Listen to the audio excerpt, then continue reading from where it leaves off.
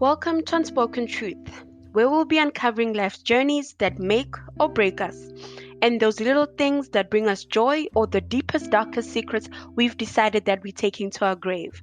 The pain and the judgments that we carry each day, and these are managed in all different forms of relationships, friendships, family, and society. Join me on this journey of discovering unspoken truths and changing the narrative. This is from a woman who's just like you, a mother, a sister, a daughter, and God's child. And in everything else in between, I'm still an individual riding the waves of life. I am Nita Terry T, your host of Unspoken Truth. This episode is called Baby Mama with Baby Daddy Drama. Before I start this episode, let me share a few words that best describe single mothers: tired, exhausted, defeated, perturbed, stressed, breaking down. There's nothing stronger than a single mom with a wounded heart. I know what it is to be a mother. I know what it is to be a woman. I'm walking proof of how hard it is to raise a child alone, having to make life decisions for your child in hopes that one day that decision will pay off. Well, I am not the only person facing this baby mama with baby daddy drama. So let me tell you a story. I had my child at 20, advised into marriage, and I refused. I refused to commit at a young age because of a child. I knew I just lost my life as I had planned it. I needed to go back to the drawing board and see what I could do next. From the time of my pregnancy, I already had baby daddy drama plus his family. That made it worse, as I felt I was alone in this. Rejecting marriage didn't mean that it permitted him to reject fatherhood. I left my job at that time because I couldn't cope. Doing events and being in constant crowds, it wasn't easy. And my child was threatening to miscarry because of the strain I was under. I left the job and had to leave my apartment and move back to my ex-girlfriend's family home. They were a pure bliss to be around. They made days feel less stressful against all odds. Yes, ex-girlfriend. That's a story for season 2. So moving right along. I had to restructure my life. He never showed up at doctor's appointments, nor cared about the results at the clinic. Every clinic appointment, my ex-girlfriend was there. To the very first kick, morning sickness, cravings, he knew nothing about that. He never even knew the importance of buying vitamins. Completely nothing. I later left the country to have my son. I needed family support also. I had no job. How was I going to raise this child? I had prenatal depression. My doctors and my therapist would say I have PTSD from my pregnancy. I have no pregnancy pictures of myself, not even one. I hated seeing myself. I can't remember if I could even look in the mirror and look at myself. I was caught between a rock and a hard place. Leaving the country did make it better. I had my aunt who stood by me. Her efforts of making me feel less burdened, she tried. We just had each other. So I wasn't completely alone, but our little life on foreign soil, we had little means to go by, but we made it work. Every doctor's appointment, I would walk about an hour going, another hour coming back.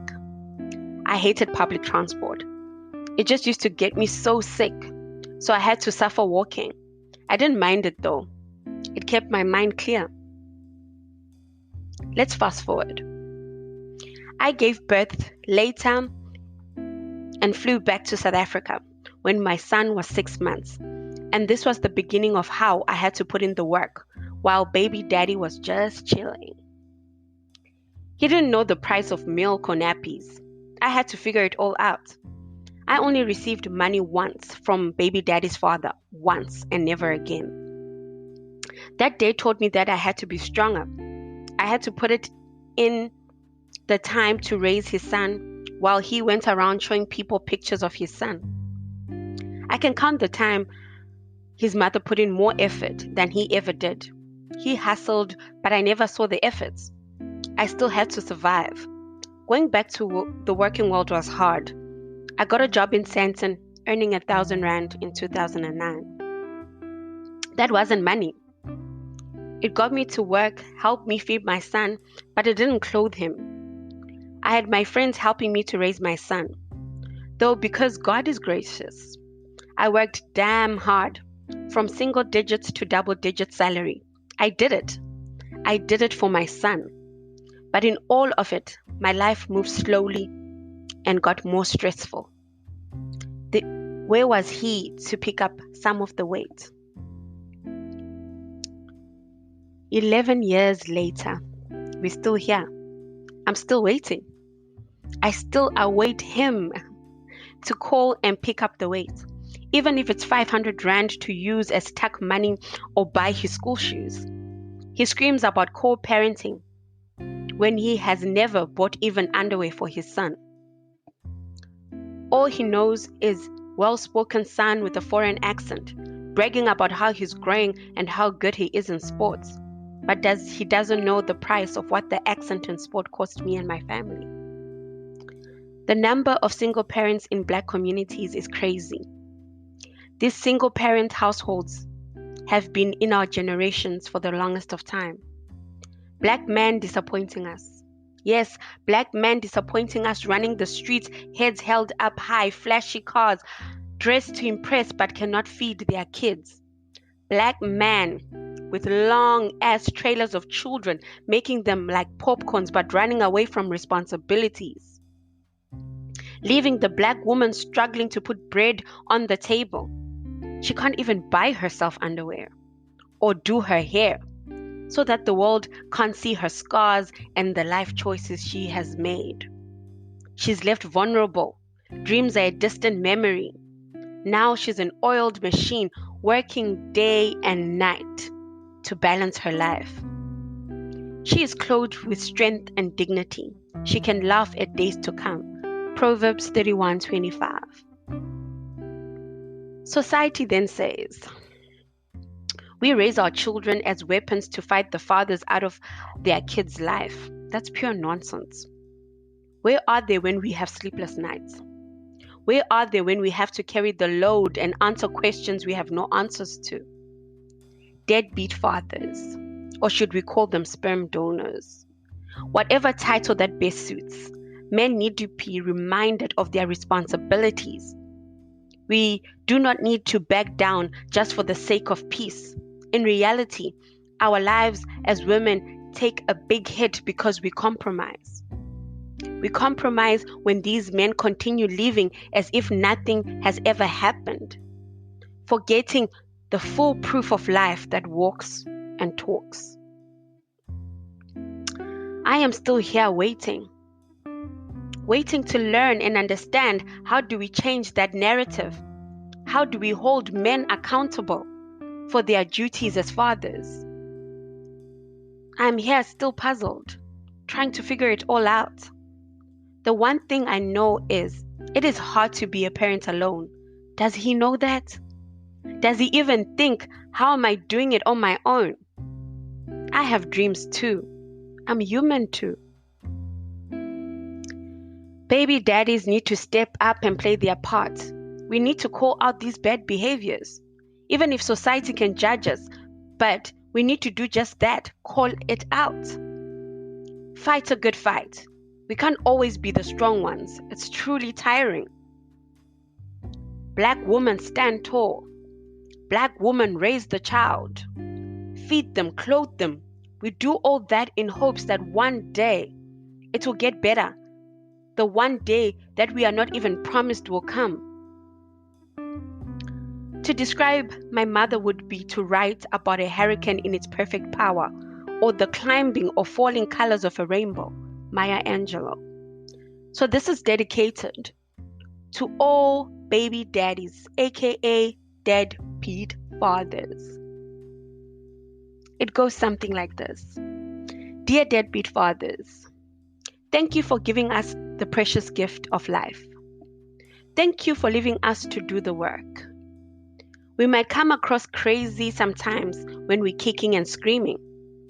You made us act like that. We're just tired and fatigued. We just see red. We will come for the other woman because she's just collateral damage. Forgive us. Stepmommies, we just have had enough with the drama of your man. Yes, we will talk trash about how you do nothing and never show up in your child's life. That's the truth. Why should we stop telling the truth? The sad reality is that our children must face the drama and have to feel the strain. It is sad because you have the power to change that. You have the power to show love, the power to be present. You just choose not to. So deadbeat fathers, aka Abo baby daddy, thank you for nothing. But we won't rest till you do the right thing. Yours truly, baby mamas. Youth fades, love droops, the leaves of friendship fall, a mother's secret hope outlives them all. Oliver Holmes. To all baby mamas out there, you're not alone. It takes a village to raise a child. Together we stand, divided we fall. Do not ever feel like you have to bear the burden alone. Fight for your child. Fight for your sanity. If you have baby daddy, tell him to take it up with me. I can have a word with him if you're scared. The truth of the matter is, we have to fight a good fight. A fight for our children, to have them form a relationship not just with us, with them too.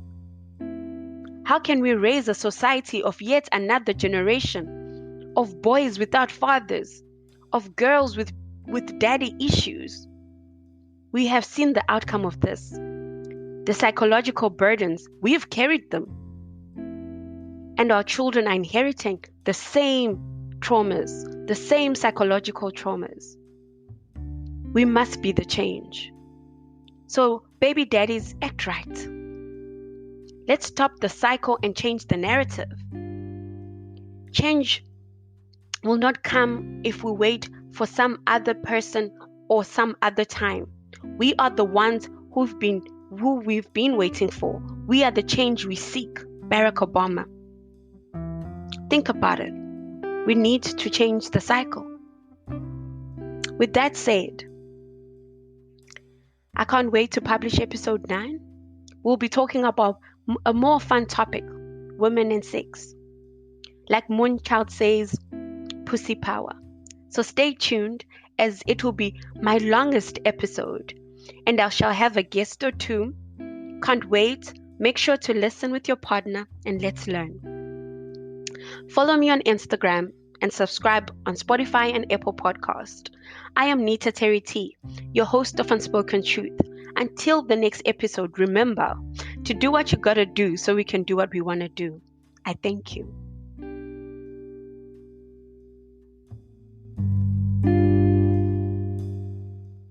The Unspoken Truth is the catalyst for important and thought-provoking conversations that need to be had. The network tackles social ills, spiritual healing, soul-searching, and mental health awareness. To subscribe, click on the show link to follow our podcast and be part of the Unspoken Truth family. Find us on all social media platforms.